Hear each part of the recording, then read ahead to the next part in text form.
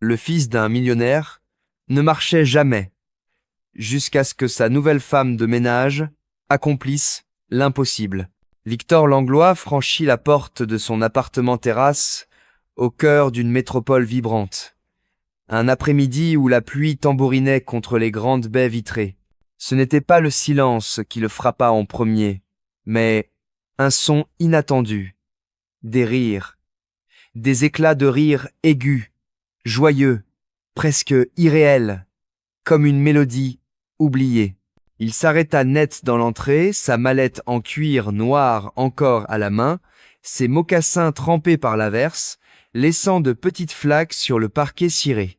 Son costume gris anthracite, taillé sur mesure, collait à sa peau, mais il ne bougea pas. Ce son, ces rires, il ne l'avait pas entendu depuis des années.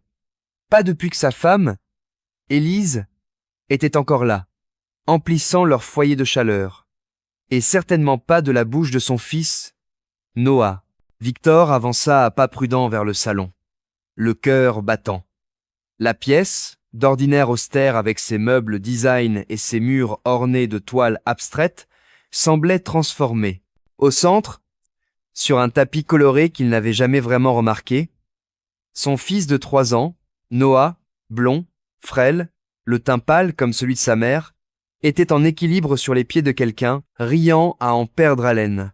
Ses jambes, autrefois inertes, incapables de le porter, étaient maintenant tendues, les genoux fléchis, son petit corps bondissant, comme s'il découvrait la gravité pour la première fois.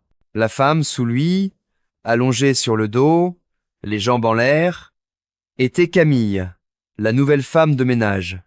Une jeune femme à la peau d'ébène, dont le rire résonnait en écho à celui de Noah. Ses cheveux noirs, tressés avec soin et retenus par un foulard blanc éclatant, encadraient un visage rayonnant. Son jean usé et son t-shirt simple se froissaient à chacun de ses mouvements fluides, tandis qu'elle stabilisait Noah comme un avion prêt à décoller, ses mains prêtes à le rattraper sans jamais l'entraver. Le cœur de Victor s'emballa, un mélange de choc et d'espoir. Ce n'était pas une séance de thérapie avec des appareils coûteux ou des protocoles rigides. C'était autre chose, un moment de pure connexion, de vie. Camille fit doucement redescendre Noah sur le tapis, le fit rouler avec une tendresse instinctive, puis l'encouragea à se relever, sans le soutenir, sans le guider. Elle le laissait explorer ses propres forces, et il ne tomba pas. Victor sentit ses jambes trembler, comme si le sol de son monde s'était mis à vaciller. Noah se tenait debout, sur ses 2 pieds, souriant, respirant, vivant. Ce garçon, qui n'avait jamais fait un pas en 3 ans, ce garçon dont les médecins disaient qu'il pouvait marcher mais ne voulait pas, ce garçon que Victor, dans ses heures les plus sombres, avait presque abandonné. Camille leva les yeux et croisa enfin le regard de Victor, immobile, sur le seuil.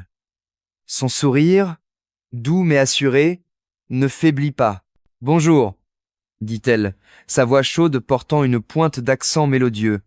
Peut être un héritage de ses origines caribéennes, ou simplement le reflet d'une vie riche en histoire. C'était un salut simple, comme si elle accueillait un vieil ami, et non l'homme qui signait ses chèques.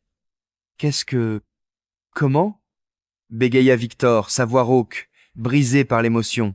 Noah se tourna vers le son de la voix de son père. Il ne courut pas.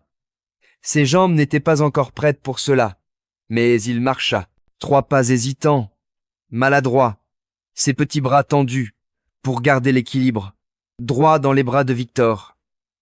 La mallette de Victor heurta le sol, avec un bruit sourd, oublié. Il s'agenouilla, attrapant Noah avant qu'il ne chute, et le serra contre lui. Le rire de Noah, clair comme une clochette, emplit l'espace. Les bras de Victor tremblaient, ses doigts crispés sur le pull en laine de son fils, comme s'il craignait que ce moment ne s'évanouisse. Il releva les yeux vers Camille, les larmes au bord des cils. « Je ne comprends pas, » murmura-t-il presque pour lui-même. « Tu n'as pas à comprendre. répondit-elle. Son ton calme mais ferme. Contente-toi de le tenir.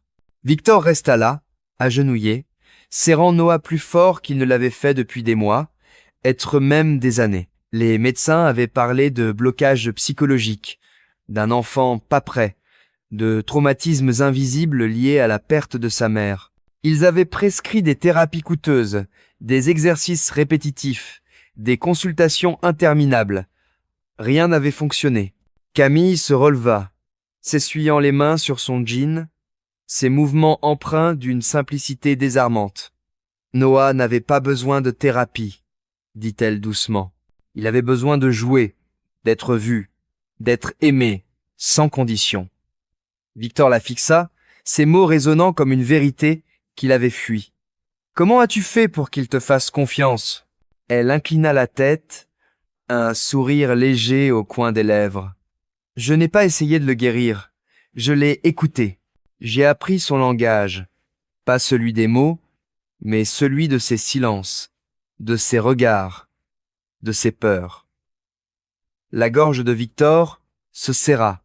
Il repensa aux innombrables spécialistes, aux rapports cliniques froids, aux factures exorbitantes, aux nuits passées à son bureau pour éviter la maison silencieuse. Il se souvint des matins où il passait devant la chambre de Noah, entendait le vide et continuait son chemin, incapable d'affronter ce qu'il percevait comme un échec. J'ai cru que l'argent pouvait tout résoudre, admit-il, la voix basse, presque honteuse. Les meilleurs médecins, les meilleures cliniques. Camille hocha la tête, son regard empreint de compassion, mais sans pitié. Il avait besoin de quelque chose que l'argent n'achète pas. Du temps, de la présence, de la confiance. Victor s'assit sur le canapé, Noah blotti contre lui, le souffle régulier du garçon contre son torse. « Pourquoi » demanda-t-il soudain. « Pourquoi t'es-tu autant investi pour lui ?» Camille hésita, puis s'assit en face de lui, les jambes croisées, ses mains posées sur ses genoux, comme pour ancrer ses mots. « J'ai perdu un enfant, » dit-elle, sa voix douce mais lourde d'une douleur ancienne. « Pas le mien, biologiquement. J'étais nounou pour un petit garçon, Samuel, dans une autre ville, une autre vie. Il avait les mêmes yeux que Noah, profonds, méfiants, comme s'il voyait le monde sans oser y entrer. Il avait peur du bruit, du chaos, et il se taisait souvent. Ses parents étaient pressés, toujours à courir après quelque chose. Le travail, le statut, le contrôle. Ils m'ont renvoyé quand j'ai suggéré de ralentir, de lui donner du temps. 1 an plus tard, Samuel est mort dans un hôpital, seul. Victor retint son souffle, incapable de détourner les yeux. Je n'étais pas là quand il est parti, poursuivit Camille, ses doigts serrant légèrement le tissu de son jean. Je ne me le suis jamais pardonné. Quand j'ai vu Noah, j'ai vu Samuel. J'ai vu une chance de faire ce que je n'avais pas pu faire avant. Une larme coula sur la joue de Victor, qu'il n'essuya pas. Je ne mérite pas cet instant, murmura-t-il. Ni ses pas, ni lui. Le regard de Camille était ferme, presque sévère. Peut être pas, mais Noah, lui, le mérite. Un silence s'installa, seulement brisé par le murmure de la pluie qui s'adoucissait dehors. À l'intérieur, quelque chose se fissura. Pas chez Noah, mais chez Victor. Le mur d'acier qu'il avait érigé autour de son cœur, l'armure émotionnelle du PDG qui ne montrait jamais de faiblesse, le masque qu'il portait pour survivre à la perte de sa femme et à l'éloignement de son fils. « Je n'ai pas été un père, » avoua-t-il, la voix tremblante. « Juste un homme qui payait les factures de cette maison. »« Tu as encore le temps, » répondit Camille, sa voix douce mais sans concession. « Le temps de choisir différemment. » Noah remua dans ses bras, leva les yeux vers son père, bâilla et se blottit plus près, ses petites mains agrippant la chemise de Victor. Celui-ci regarda Camille, comme s'il cherchait une réponse dans ses yeux. « Tu n'es pas juste une femme de ménage ?» Elle haussa les épaules, un sourire fugace traversant son visage. « Je n'essaie pas d'être autre chose. Je fais ce qui doit être fait. » Tu as fait ce que personne d'autre n'a réussi. Je ne l'ai pas guéri, corrigea-t-elle, son ton posé mais empreint de conviction. Je l'ai aidé à se retrouver, à se sentir assez en sécurité pour essayer. Victor baissa les yeux sur Noah, dont le souffle régulier semblait apaiser le chaos dans son propre cœur. Puis, d'une voix qu'il n'avait pas utilisée depuis 3 ans, il murmura « Merci ». Camille se leva, essuyant ses mains sur son jean. « Il aura besoin de constance, dit-elle.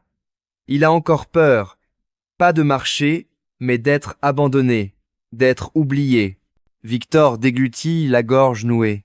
« Je resterai à la maison. Plus souvent, je le promets. » Camille hocha la tête, son regard scrutant le sien, comme pour jauger sa sincérité. « Il saura si tu tiens parole. » Victor embrassa le front de Noah, sentant la chaleur de sa peau contre ses lèvres. « Je tiens parole, » dit-il. Et pour la première fois depuis longtemps, il le pensait vraiment.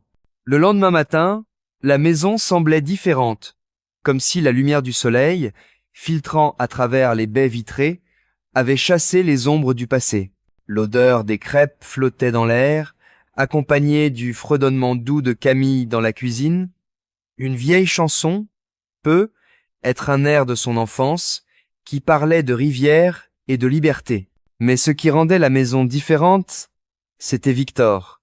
Il était là, assis sur le tapis du salon, sa chemise blanche, aux manches retroussées, sans cravate, sans armure. Il regardait Noah empiler des cubes en bois coloré, un à un, avec une concentration farouche. Pas un mot, juste une présence silencieuse, attentive. Noah vacilla, tendit la main pour attraper un cube rouge, et tomba sur les fesses. Victor tressaillit, l'instinct de le relever brûlant en lui, mais il se retint. Et alors, Noah se releva seul, un sourire éclatant sur le visage. « Réessaye. » Victor cligna des yeux, une vague d'émotion le submergeant. Cela ne s'était jamais produit auparavant. Camille, debout sur le seuil, s'essuyait les mains sur un torchon, observant la scène avec un sourire discret. « Tu as l'air surpris, dit-elle. « Je le suis, murmura Victor. Je pensais qu'il était brisé, que nous étions brisés. Il n'a jamais été brisé, répondit Camille, sa voix douce comme une caresse. Il attendait juste que quelqu'un prenne le temps de l'écouter, de le voir tel qu'il est. Victor se leva lentement, les jambes lourdes d'une vérité qu'il n'avait jamais voulu affronter. « J'ai tout précipité, avoua-t-il. Sa guérison, son enfance, même mon propre deuil. J'ai cru que si je courais assez vite, je pourrais laisser la douleur derrière moi. » Camille resta silencieuse, le laissant parler. Il la regarda, ses yeux cherchant quelque chose, une réponse, une absolution. « Comment puis-je réparer ça ?» Elle s'approcha, lui tendit un dinosaure en peluche vert, usé par le temps. « On ne répare pas les gens, on reste. On montre qu'on est là, jour après jour. C'est tout ce qui compte. » Victor s'agenouilla près de Noah, lui offrant le dinosaure. Le garçon le prit, ses petits doigts serrant le jouet, puis il se glissa sur les genoux de son père, se blottissant contre lui avec une confiance absolue. Pas de peur, pas d'hésitation, juste une chaleur simple, humaine. « Je n'arrive pas à croire que j'ai failli rater ça, » murmura Victor, la voix brisée. « Tu ne l'as pas raté, » dit Camille doucement. « Tu es là maintenant. C'est ce qui compte. » Un silence paisible s'installa, seulement troublé par le chant lointain des oiseaux dehors et le cliquetis des cubes que Noah manipulait. Puis, Victor se tourna vers Camille. « Veux-tu rester ?» Elle haussa un sourcil, une lueur amusée dans les yeux. « Comme femme de ménage ?»« Non, » dit-il. Plus sérieux, sa voix empreinte d'une vulnérabilité qu'il n'avait jamais laissé paraître. « Comme une part de nos vies.